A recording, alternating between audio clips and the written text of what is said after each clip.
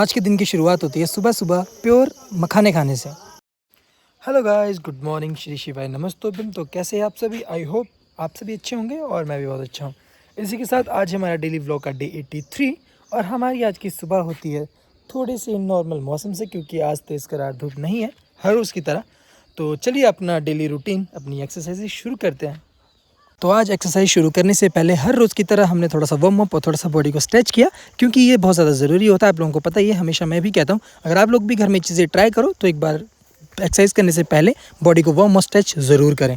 और जो ये वाली एक्सरसाइजेज मैं करता हूँ बॉडी को वार्म और स्ट्रेच करने के लिए, ये सबसे ज़्यादा पावरफुल होती है। अगर आप लोग भी करना चाहते हो तो इस चीज़ को ट्राई कर सकते हो, क्योंकि ये हमारे शरीर के पूरी बॉडी को स्ट्रेच कर देता है और वार्म भी करता है।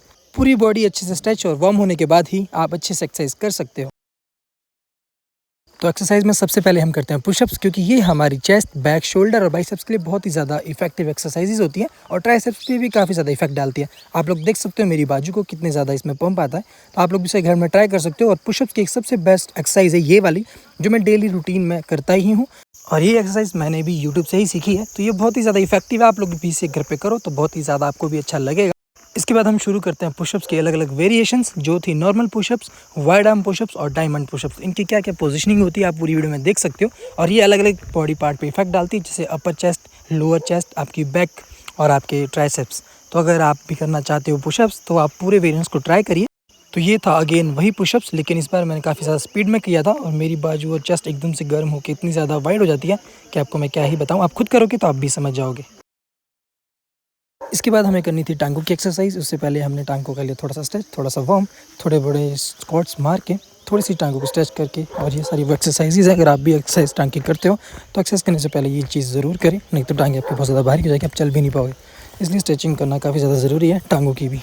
तो लेग की एक्सरसाइज करने से पहले कौन सी एक्सरसाइज करनी चाहिए बॉडी को वार्म और स्ट्रेच करने के लिए, तो आप इस वीडियो में देख सकते हो। आप इन चीज़ों को ट्राई ज़रूर करिए। उसके बाद हमने करी टांग की स्ट्रेंथ बढ़ाने के लिए ये वाली एक्सरसाइज, जो बहुत ही ज़्यादा मुश्किल है। देखने में बहुत इजी लगती है, लेकिन करोगे जब तब आप समझ पाओगे। और मैं भी इसे बार बार अच्छे से कर नहीं पाता हूँ, कई बार मैं भी गिर जाता हूँ, लेकिन मैं तब तक चीज़ें नहीं छोड़ता जब तक मैं उसे अच्छे से ना कर लूँ।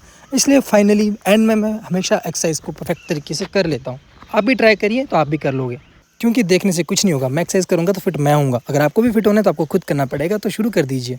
तो जैसे जैसे डेली में एक्सरसाइज कर रहा हूँ तो मेरे अंदर एक फुर्ती आ रही है और मैं चीज़ों को बहुत इजीली और बहुत ही अच्छे तरीके से कर लेता हूँ। आप जैसे कि इस वीडियो में देख रहे होंगे, तो आप लोग भी जल्दी से जल्दी इन चीज़ों को शुरू करिए और साथ में चलेंगे, साथ में फिट होएंगे और साथ में अच्छा खाना खाएंगे। ये वाली क्लिप एक चैलेंजिंग था मेरे लिए, क्योंकि मैंने ये यूट्यूब पे और इंस्टाग्राम पे देखा था, जहाँ पे ये लोग चैलेंज करते हैं कि अगर आप ये चीज़ें कर सको तो जल्दी से जल्दी करके हमें बताएं। तो मैंने भी अपनी रूटीन में ऐड कर लिया, जो बहुत ही ज़्यादा एक्टिव था कसम से। और ये रही वो स्ट्रेचिंग जो मुझसे नहीं हो पाती, लेकिन मुझे ये करनी है। जिस तरीके से मैं टांगे खोल के नीचे बैठने की कोशिश करता हूँ, ये बहुत ही ज़्यादा मुश्किल होता है, लेकिन इसे मैं बहुत जल्दी पूरा करूँगा और एग्जैक्ट तरीके से नीचे बैठ जाऊँगा। लेकिन वो एक दिन में नहीं हो पाता, उसके लिए टाइम चाहिए, ताकि धीरे धीरे आपकी टांगे फ्लेक्सिबल हो सके। शायद 10-15 दिन, महीना भर के अंदर मैं चीज़ें कंप्लीट कर लूँ। इसके बाद हमने हमारे थोड़े से इंक्लाइन पुशअप्स, जो बहुत ही ज़्यादा इफेक्टिव होता है आपके अपर चेस्ट के लिए। इसके साथ हमने शुरू कर दिए डिक्लाइन पुशअप्स, जो कि मुश्किल होते हैं बहुत, क्योंकि बॉडी का पूरा ब्लड प्रेशर आपके सिर की तरफ चलता है, तो ये करना मुश्किल होता है। लेकिन अगर आपने ये चीज़ कर ली तो आपकी बॉडी और चेस्ट इतनी ज़्यादा अच्छी बन जाएगी कुछ ही महीनों में, कि मैं आपको क्या बताऊँ। आप खुद ट्राई करोगे तो आप समझ जाओगे कि इन चीज़ों में कितनी ज़्यादा पावर होती है। तो आज हमने किए योगा के कुछ नए आसन, जो बहुत ही ज़्यादा इफेक्टिव थे और मुझे बहुत अच्छे लगे। देखने में काफ़ी ज़्यादा सिंपल ये लगता है, लेकिन इतने ज़्यादा ये है नहीं। आप लोग जब इन चीज़ों को खुद करोगे तब रियलाइज़ कर पाओगे कि कितनी ज़्यादा मेहनत इनमें लगती है। उसके बाद हमने थोड़ा सा किया आलोम विलोम, जो कि आपके लंग्स के लिए कितना ज़्यादा इफेक्टिव है आप सभी को पता है, स्कूल में भी हमें सिखाया जाता था। तो चलिए आज करते हैं इसे, इसके भी अच्छी मुद्रा बनाकर।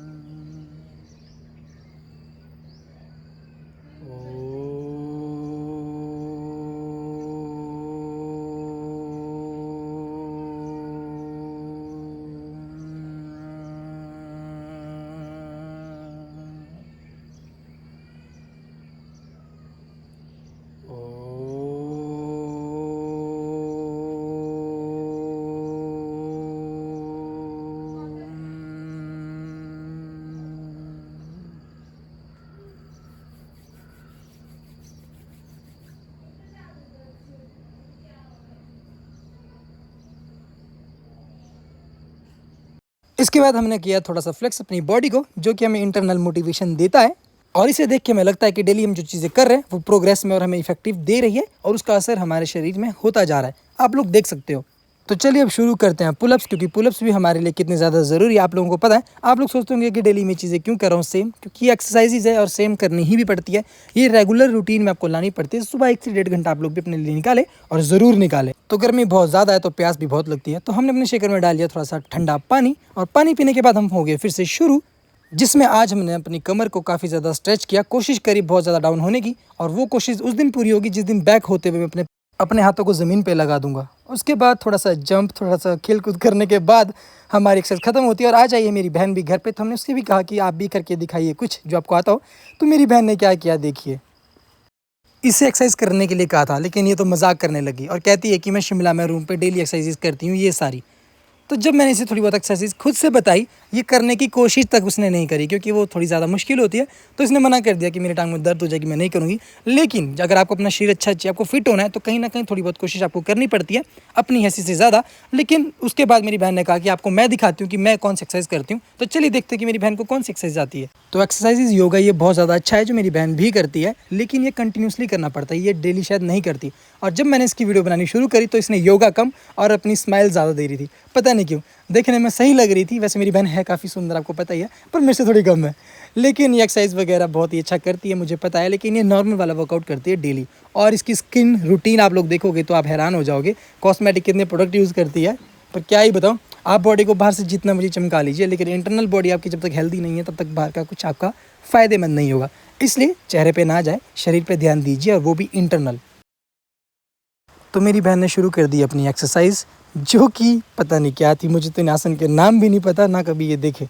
पर मेरी बहन हमेशा वही चीज़ें करती है जो कभी दुनिया में किसी ने देखी भी ना हो, क्योंकि खुद भी यूनिक है और इसकी हरकतें भी।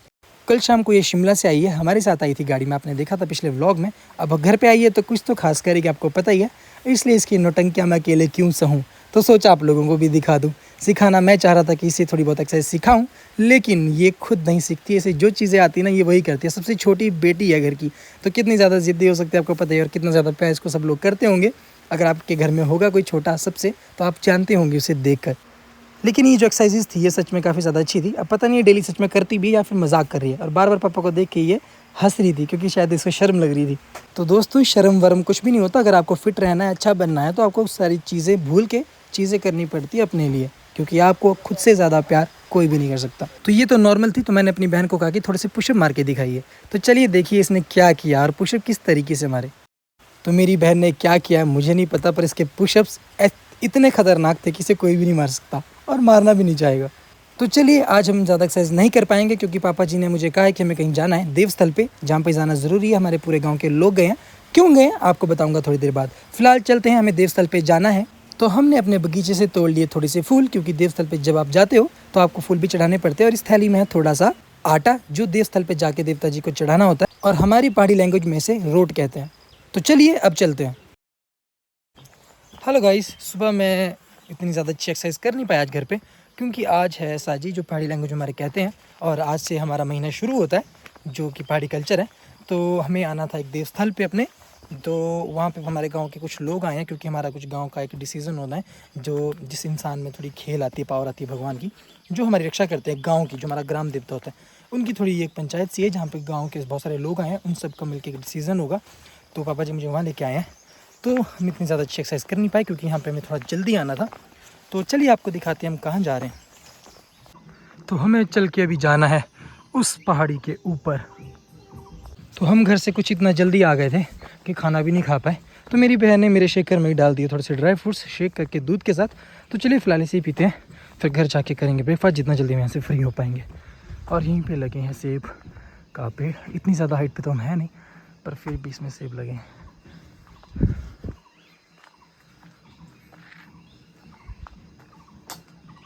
कितना बड़ा पेड़ है। तो हम पहुंच चुके हैं फाइनली अपने देवस्थल पे, जहाँ पे डिसीजन होना है। तो यहाँ पे क्या डिसीजन निकल के आता है आपको बताऊंगा शाम वाले ब्लॉग में। तब तक के लिए बाय बाय।